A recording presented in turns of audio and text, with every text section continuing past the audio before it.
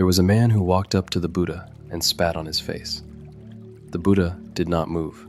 He did not speak. He simply looked at the man. His disciples were furious. One of them stepped forward. The Buddha raised one hand. That was enough. Everyone stopped. The man who spat stood there. He had expected a reaction. He had expected anger, or shame, or argument. He got none of those things. And that confused him deeply. The Buddha asked him one question. He said, "If you offer a gift to someone, and they do not accept it, who does the gift belong to?" The man said nothing. The Buddha said, "The gift belongs to you." Then he turned and walked away. I want to sit with that story for a moment, not because it is impressive, not because the Buddha was some kind of perfect, untouchable saint, but because of what that story reveals about something very practical, something you can use today, something that most people in the modern world have completely forgotten: the power of not reacting.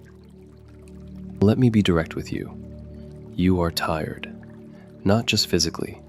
You are tired in a way that sleep does not fix. You have been arguing with people in your head for years, people who disrespected you, people who dismissed you, people who said the wrong thing, or looked at you the wrong way, or made you feel small in a meeting, or at a dinner table, or in a text message. You replay those moments. You rehearse what you should have said.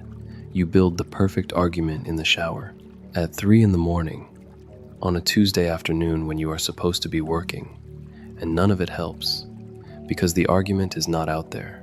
The argument is inside you, and you are the one keeping it alive. This is what I want to talk about today. Not Buddhism as a religion, not ancient texts or robes or incense. I want to talk about one specific skill that the Buddha understood with extraordinary clarity: how to receive disrespect without being destroyed by it. First, let us understand something basic. When someone disrespects you, 2 things happen. The first thing happens in your body. Your chest tightens, your jaw clenches, blood moves faster. This is not a character flaw. This is biology. Your nervous system does not know the difference between a physical threat and a verbal one. It responds the same way to both. This response takes about 2 seconds to begin, and that is important, because what happens in the next 5 seconds determines everything. Most people, in those 5 seconds, react. They speak, they defend, they attack, they withdraw, and then spend the next 3 days constructing responses they will never send.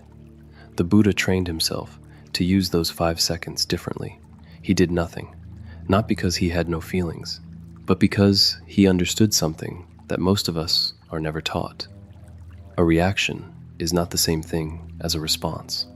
A reaction is automatic. It comes from the part of your brain that is still an animal. It is fast, and it is stupid, and it almost always makes things worse. A response is chosen. It comes from a part of you that is quieter, slower, more honest. Most people live their entire lives confusing the two. They call their reactions their personality.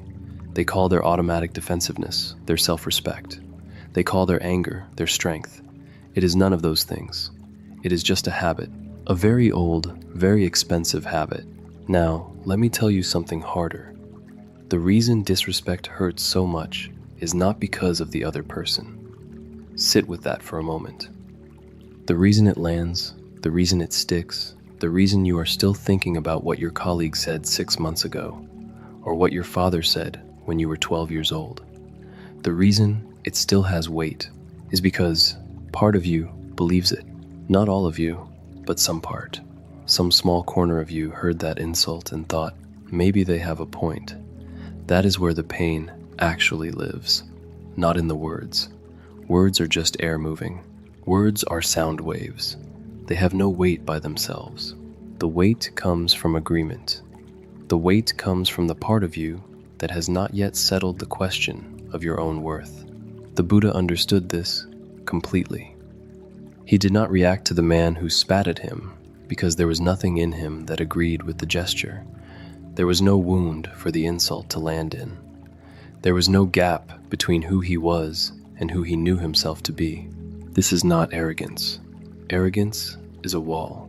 It is defensive.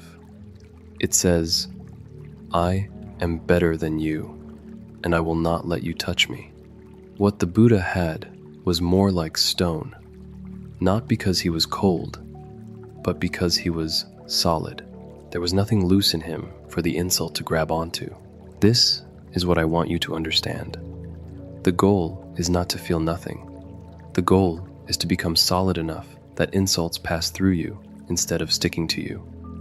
And that solidity does not come from argument. It does not come from defending yourself loudly enough or often enough.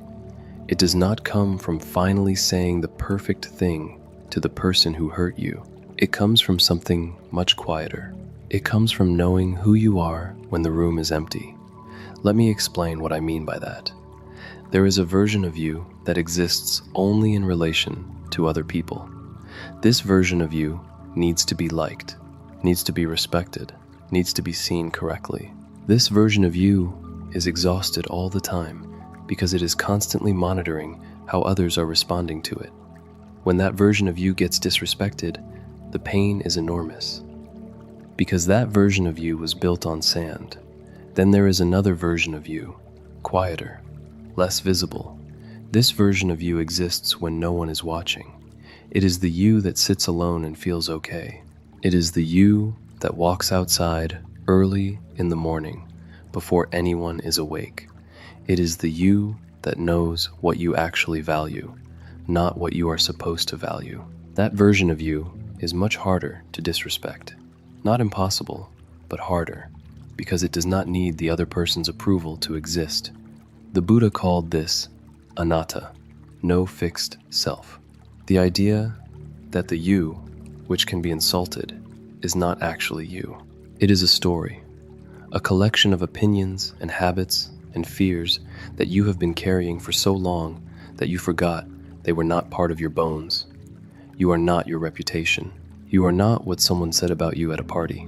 You are not the version of yourself that your difficult parent decided you were when you were 7 years old. Those things happened. They are real, but they are not you. Now, practically speaking, what do you do the next time someone disrespects you? The first thing is this: feel it without moving. When the anger comes, or the shame, or the hurt, let it arrive. Do not run from it. Do not immediately start building your defense. Just feel the physical sensation of it, the tightness, the heat, the impulse to speak. Notice that impulse. Do not obey it. Breathe once, slowly, not as a technique, not as a performance. Just breathe. That one breath creates a small gap, a small space between what happened and what you do next. That space is everything. In that space, you can ask yourself a very simple question. Is there any part of what they said that is true? If the answer is yes, you do not need to be angry. You need to pay attention. If the answer is no, you do not need to argue. You can simply let it go. Notice, I did not say it is easy.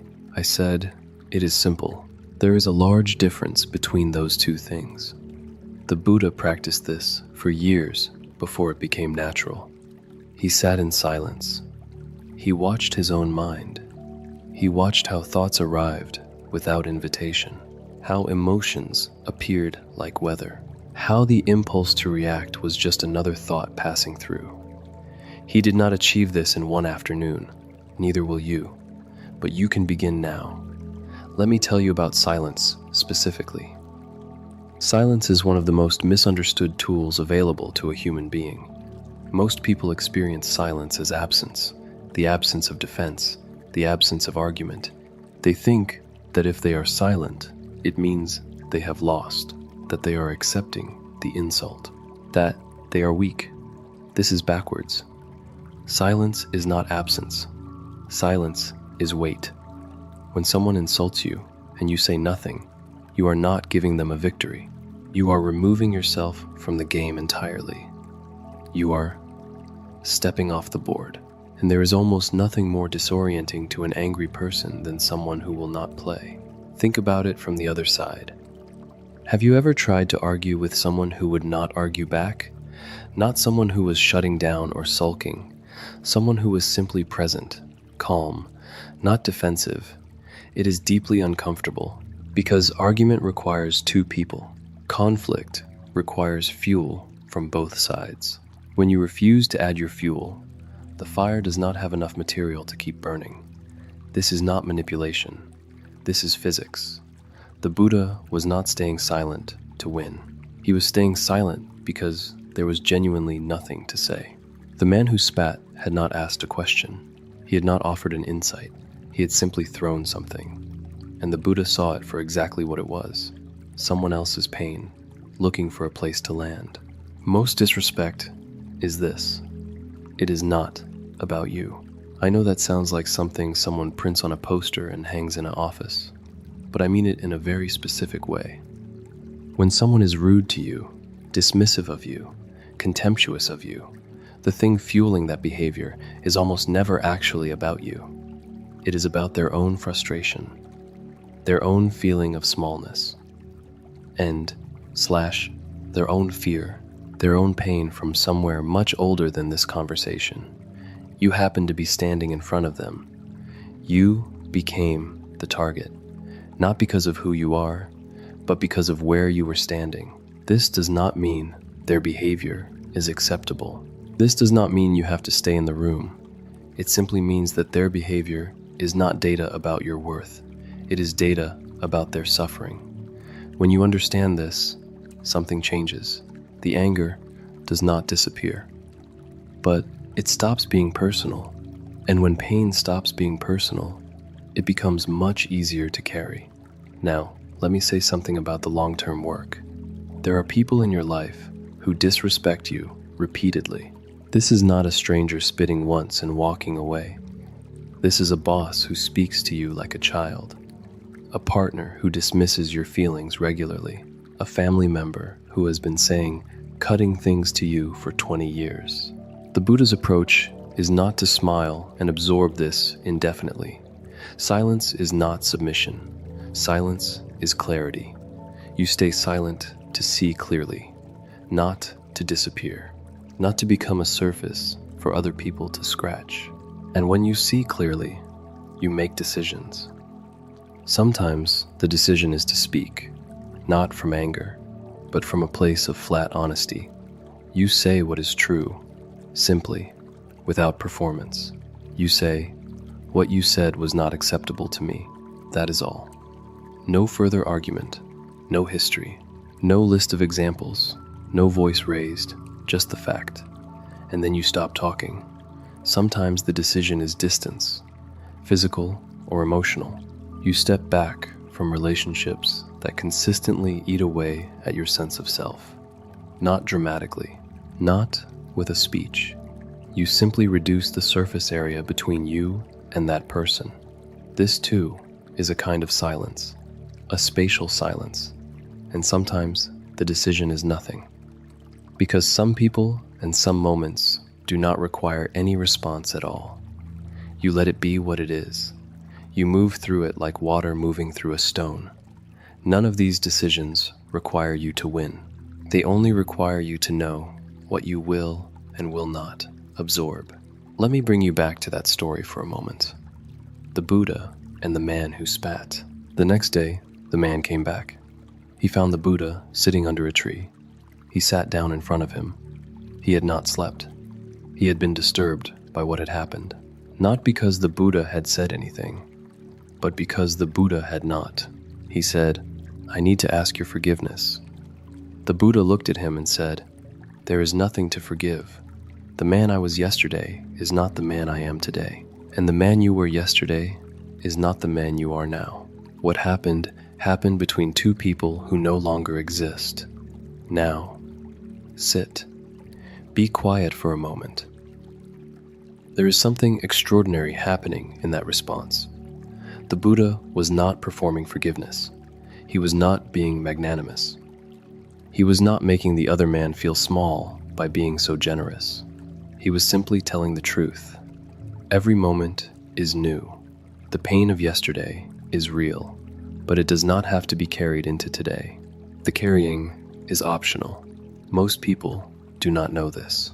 They believe that carrying old wounds is a form of loyalty, that letting go of pain means you are pretending it did not happen. It means nothing of the sort. Letting go simply means that you are no longer choosing to make that old moment the present moment. You are allowing right now to be right now. This is the hardest practice I know, not because it requires effort in the way that lifting heavy things requires effort, but because it requires you to release something that part of you believes you need. Part of you holds on to that old wound because it explains things, it justifies things. It gives you a map of the world that tells you why you are the way you are, and why certain things are not your fault, and why certain people cannot be trusted. And those things may all be true, but the map is not the territory. Holding the wound is not the same as understanding what happened. You can understand what happened, fully, honestly, without carrying it in your body every day. The understanding lives in the mind. The suffering lives in the grip. Loosen the grip, not all at once, just slightly, just enough to breathe. I want to close with something practical. Tonight, or this week, there will be a moment when someone says something that irritates or diminishes you, small or large, in person or through a screen, from someone who matters to you or from a stranger. When that happens, I want you to try one thing. Take one breath before you respond. Just one. Not to calm down, not to perform patience, but to create that small space I mentioned. That gap between what happened and what you choose to do next. In that gap, ask yourself one question. Is this about me? Really about me? Or is it about the fact that I was standing in front of this person when their pain needed somewhere to go? You do not have to answer out loud. You do not have to do anything extraordinary. Just ask the question and listen. The silence inside that question is not empty. It is the clearest thinking you will ever do. The Buddha did not spend decades in silence because he had nothing to say. He spent decades in silence because he discovered that most of what people say, including most of what he used to say, was just noise. Noise to fill the discomfort of not knowing. Noise to protect a self that did not need as much protection as he thought. Noise to argue with people who were not arguing about anything real.